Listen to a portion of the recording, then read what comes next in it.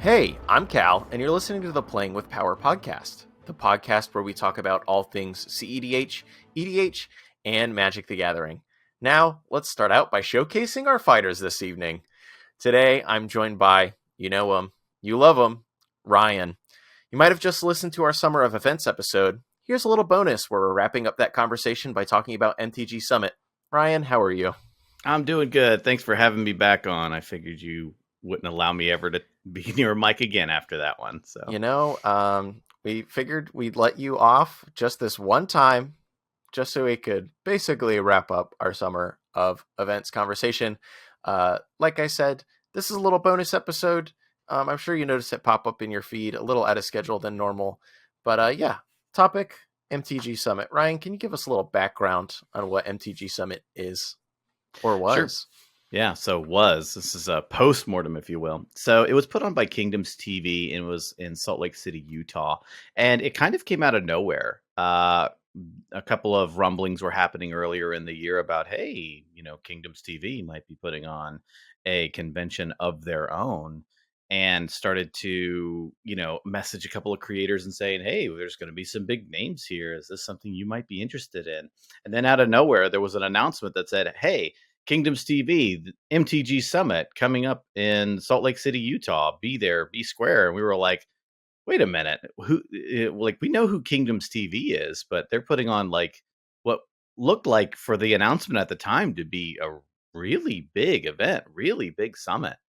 And we were honestly a little bit surprised that this was happening. At first, we thought like this might be a joke or something like that. And that's no offense to anybody, no offense to Kingdoms or anything. It just seems so out of left field. And it all happened. It basically MTG Summit, came and went, and they put on an event, and we're going to talk about that a little bit more today. And it was very interesting. Yeah, Carlos from Kingdoms TV reached out to me a little bit ahead of time before the big announcement and was asking me if we would be interested to come along. And the team was a little bit skeptical, I will admit. We were like, yeah, we know Kingdoms, we love Kingdoms, good cEDH content creation crew. How are they gonna put on a conference hall sized huge main event, like GP size or even like larger event that they're imagining? We were a little skeptical. And to be honest, I know maybe a few other people like half expected, like a week before we were supposed to get on our flight, they're going to be like, oops, sorry, it didn't come together. Sorry, everybody. Like Ryan said, no offense to Kingdoms, but there's been a lot of event organizers who have had big dreams and have fallen on their face pretty hard. But Yeah. they definitely got it done. Yeah. Exactly. To lead with a convention size one is the crazy part. Like not hey, let's maybe run a little business hall at a convention center that holds like 100 people maybe, and maybe we'll hope to fill half of that. No, it was like we're building this for thousands of people. We're talking Grand Prix size event from the get-go for the very first one. And like we said, again, no offense to Kingdoms, we would have thought this of anybody who was doing this for the first time. We don't care who it was, because we know what those types of events turn out to be when you bite off more than you can chew. But let's dive a little bit farther into it. Yeah, so like Ryan said, it was held in Salt Lake City. So good old Salt Lake City, Utah, which isn't exactly a city that I would predict a big Magic the Gathering event to be in, but that's where the Kingdom guys are from. That's where the Dragonsteel convention with Brandon Sanderson and his team was happening in the same place in the same the next week on that coming Monday and Wednesday, and that team was involved a bit. So I think it just all worked out just for that place at that time. And it's kind of a little bit annoying to get to Salt Lake City from the Midwest. A little bit out of the way. But hey, the flights were direct. We take those. That's a big win. Those are always the W's. Exactly. Direct flights when you're going across time zones. Yeah, direct exactly. Flights, so we showed up, and it was exactly what you'd expect to see out of a big event. There were the artist booths. There were a lot of artists at this event. I think there were like 7 or 8 of them compared to like your normal like 2 through 4. A lot of artist booths, a lot of vendors, a big command zone, a ton of play space for the main event and side drafts, and all that kind of stuff. It was It was a Magic the Gathering event. It was amazing, quite frankly. I like it, we went in with uh, cautious, cautiously optimistic. Cautiously optimistic, Yeah, especially once we knew it was actually going to happen, and we were on yeah. the plane, and yeah. Yeah, we actually, got on the plane and then our hotels did actually book and they didn't send out a note. They sent out like a promo that said this many people are going to be here and there was a lot of big names on it. Then they sent out like a second or third one and the names just kept getting bigger and bigger. We're talking like the professor from Tolarian and a bunch of, pro Hall of Famers and LSV and all these other people. And it was like crazy big. And we get there and we're like, if these people are all going to be here, there must be something. And it was. It was something like, and in a good way. I'm, I was floored about how well they ran this event. And we'll dig into a little bit of the nitty gritty here in a second. But on the whole, from an overview perspective, it was run better than I've seen, GPs and Command Fests run by veterans this year. It would was you one of the best events we went to this year, would you in my say it was opinion. better than Command Fest Vegas, Ryan? Gosh. Well, for SCG Columbus is one of them. MTG Vegas, but this is a bonus episode. We don't have 2 hours. So. We can't set Ryan off for 25 minutes about That's right. Command Fest Vegas again. Yeah, I can't. Exactly. So you mentioned they had a really big guest list. We were on that guest list of notable Magic the Gathering personalities or whatever you want to call them.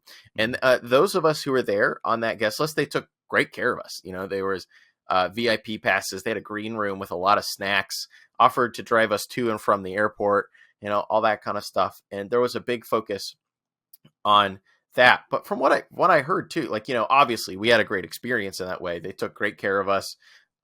They gave us everything we needed, et cetera, et cetera. But I've heard from a lot of other people too that the normal attendee experience was also great. I got to participate in a really cool event called the Commander Clash, which was one of the creators on the guest list there sat down and played some pre-con Magic or other EDH with like a list of people with VIP passes, and that was a blast. I was like, okay, I have a shift where I'm supposed to be here or whatever, but and I was a little skeptical of it going in, right? But I ended up having a blast, just jamming Magic, and everyone I talked to there was having a great time just playing Magic the Gathering. Yeah, the Commander Clash was a lot of fun. I enjoyed that a whole bunch, and I got to play with some of the Brothers War precons, which were really good. They did a really good job.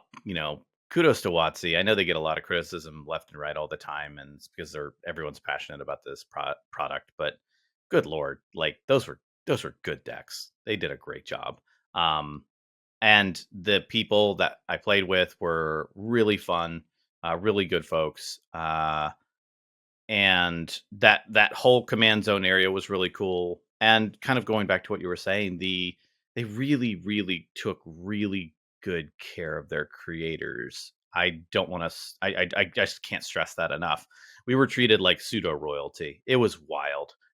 And the reason that that's funny is because we don't deserve to be treated like royalty. We're just a bunch of clowns who play CEDH. Yeah, we're just memeing on YouTube.com. Exactly. I just make dumb tweets. Yeah, and I'm like, you know who we are, right? You've seen our content, haven't you? It's like, are you sure you want us here? But no, like they treated everyone like royalty. Like they treated us the same that they treated the Hall of Famers that showed up, and how they treated the professor, and like they treated all the creators the same, and they all treated all the creators really well. Like from a creator perspective, this was a fantastic convention. They knew how to treat the people that draw other people in, quite frankly. If you know that the professor is going to be there and the professor is going to draw like 1,000 people on his own, you better take good care of the professor. They knew that and they applied that.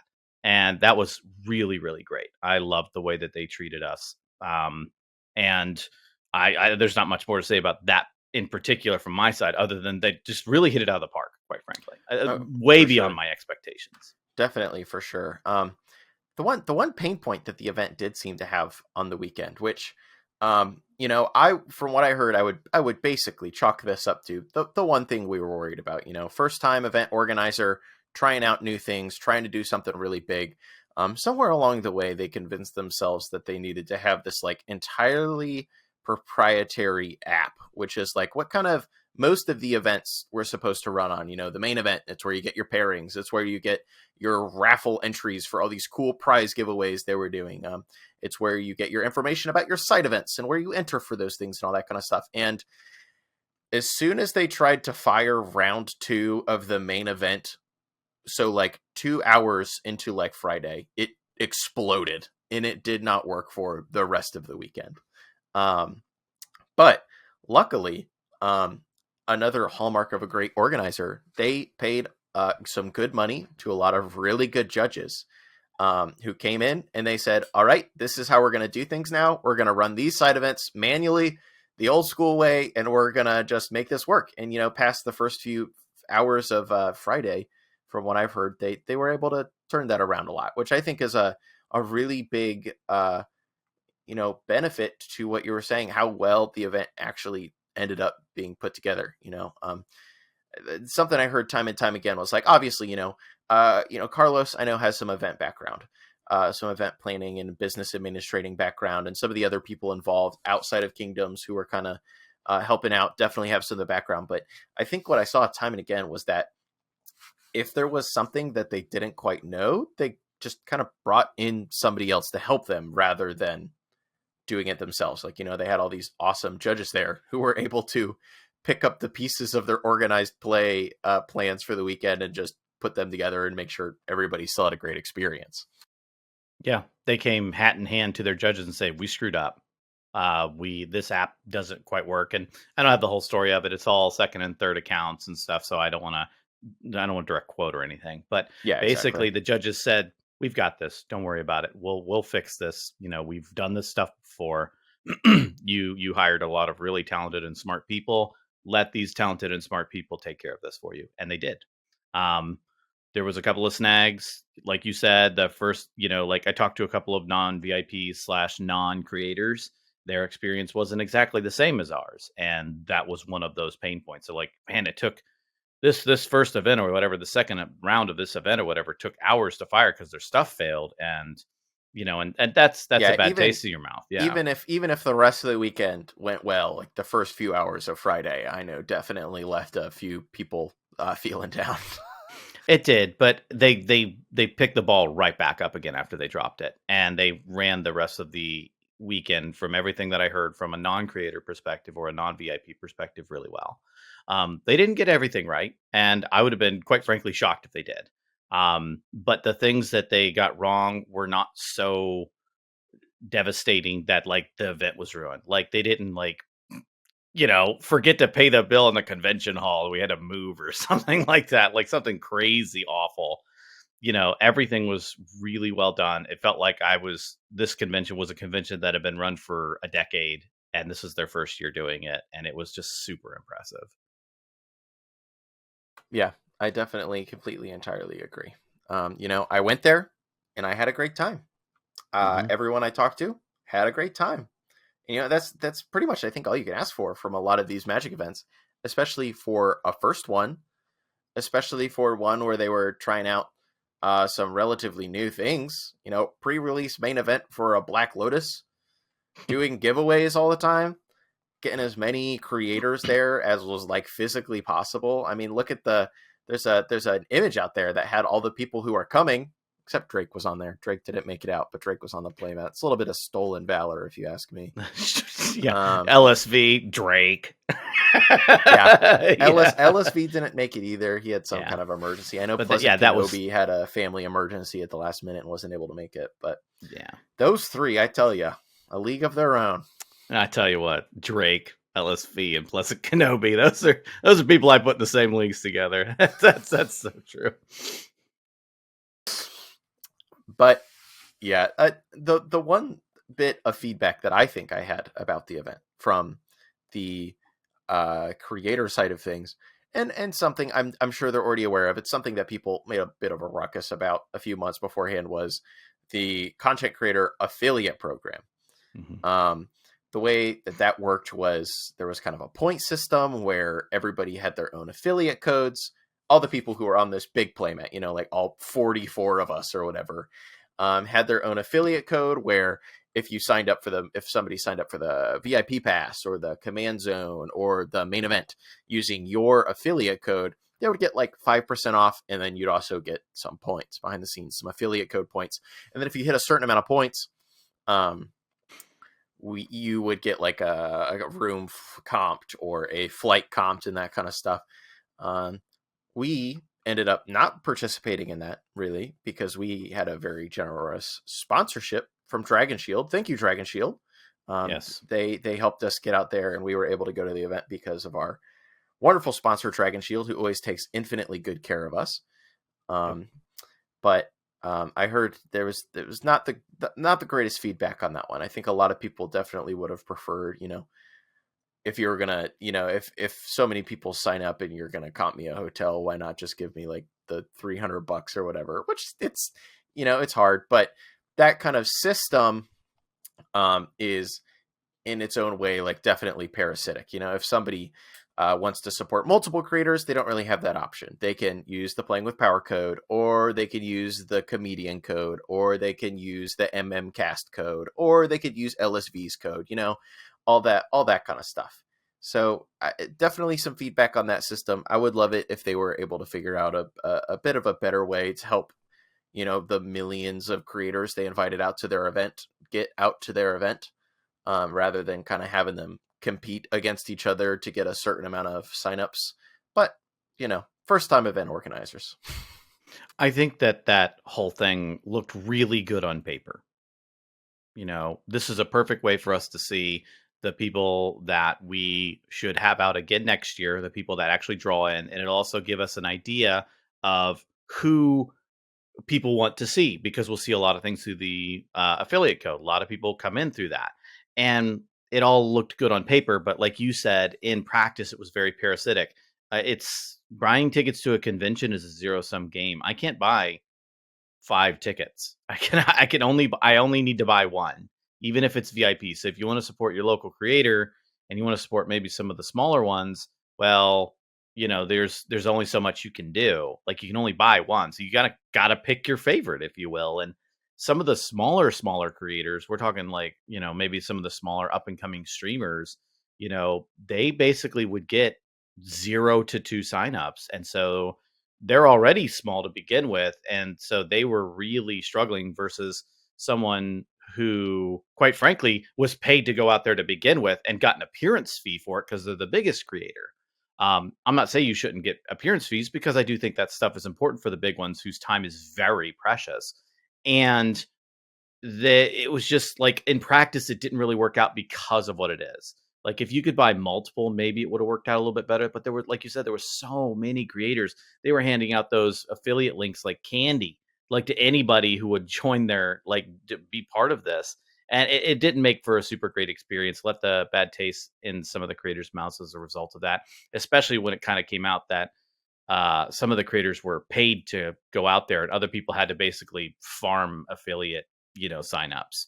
And it definitely felt, like, oh,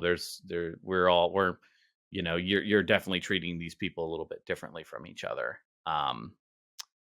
Good on paper, just probably not in practice is all. Yep, exactly. All right, Ryan, do you have any other thoughts about Summit? Do you have any takeaways for people from our experience out here? I would say that this particular summit was a calculated risk. I have heard of disaster ones in the past. We even have some playmats from like what is it called? The Hidden Command Fest or something like Yeah, that. I forget what that event was called. I forget what it was It's too, like but it was CCU or something like that. Yeah. yeah. It was CCU Fest. Anyway, it was like you. It was a calculated risk going out there, but it was a risk that paid off. So if you are thinking about going to a first time event, look at some of the cues. Look for some of the things. Are there, professional assets? Are there big players, or at least some people with some substance behind some of these? Are they, communicating effectively about what's going on? Or is it all like very under cloak it, under shroud and cloak before leading up to the event, meaning that they don't actually have it together. Um, uh, I think that you should look at these things when you're looking at first time events.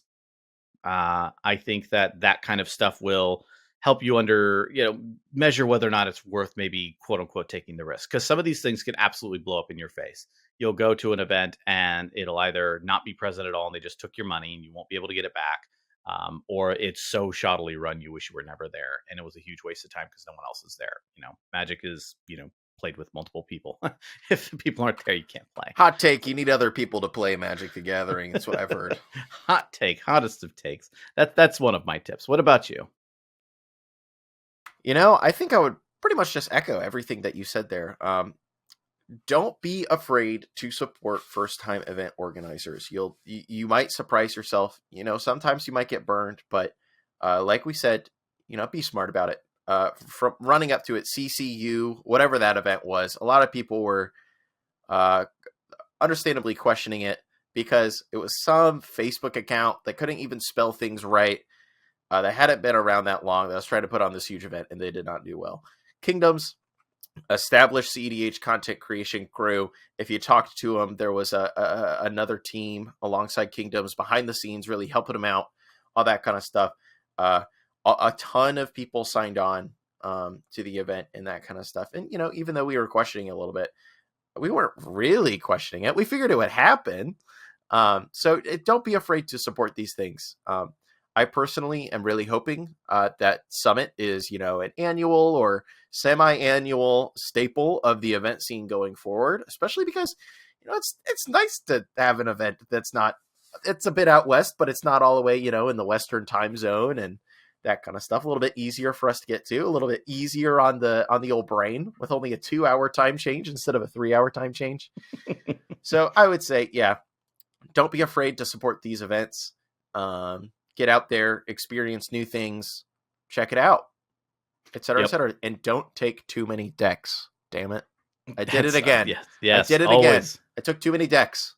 Always curb how many decks you bring. That's very true. Another tip I would say is that if you're going to a first time event, curb your expectations. Do not expect it to be 100% perfect every single time and everything to go flawlessly and it to be the best event ever. We've been saying this and echoing this over and over. Well, we didn't expect to be that good. We didn't expect to be that good. And we were pleasantly surprised every time. And whenever something did hit a snag, the first thing we said was, well, this is their first time. I don't begrudge them that, and we kept saying that over and over again. The VIPs, they got an hour. They got in the hall an hour before everyone else. Well, it took over an hour to get all the VIPs signed up on Friday. So that that didn't work out quite well, but it worked out for the rest of the weekend, of course. But that was a snag, and the whole breakdown of their custom proprietary app thing, that was a snag. And if you treat one setback as just a complete event ruiner, you're gonna have bad time at well established events, quite frankly, because no event's perfect. They all have snags, and this one had a few. And they'll take that and move forward for next year and have that fixed. But I would say definitely just kind of make sure you're metering your expectations appropriately. No, it's not going to run, 100% flawlessly the first time. Maybe there's going to be some things that get messed up, but they'll get it worked out. If they're a well-run organization, they'll get it worked out. So just be patient with them, let them figure out those kinks to work out, and make sure that you give them appropriate, constructive criticism. Hey, this could have been done better. I think you already know that wasn't great. Not worst thing ever, never coming back, waste of my money. That's not constructive. So if you're going to blow up Twitter with those types of things, then that's not really going to help anything. However, if you give them constructive feedback and you curb your expectations appropriately for these first and second run events, you'll find that can actually really blossom into great things that we see today. And I hope that Summit becomes one of those things. I definitely agree wholeheartedly, Ryan. Well, thank you everybody for tuning into our very first bonus episode of the Playing with Power podcast. Obviously, it's a little bit shorter Actually, it's not all that much shorter than some of our episodes have been as of late. Nice. This is our new bonus is 5 minutes. There's an ad read and we talk 3 sentences. Thank you for joining us. Yes, thank you everybody for tuning in. We hope you enjoyed Ryan and I talking about all of our experiences with events this summer, some takeaways for us, some takeaways maybe for event organizers, and some takeaways for you. Make sure to give us a review on Spotify, Apple Podcasts, or your favorite podcast aggregator. You'd be surprised how much it helps. That wraps it up for this bonus episode of the podcast. Tune in next time when we talk more about our favorite format in our favorite game, Magic the Gathering. Thank you so much for listening, and we will see you next time.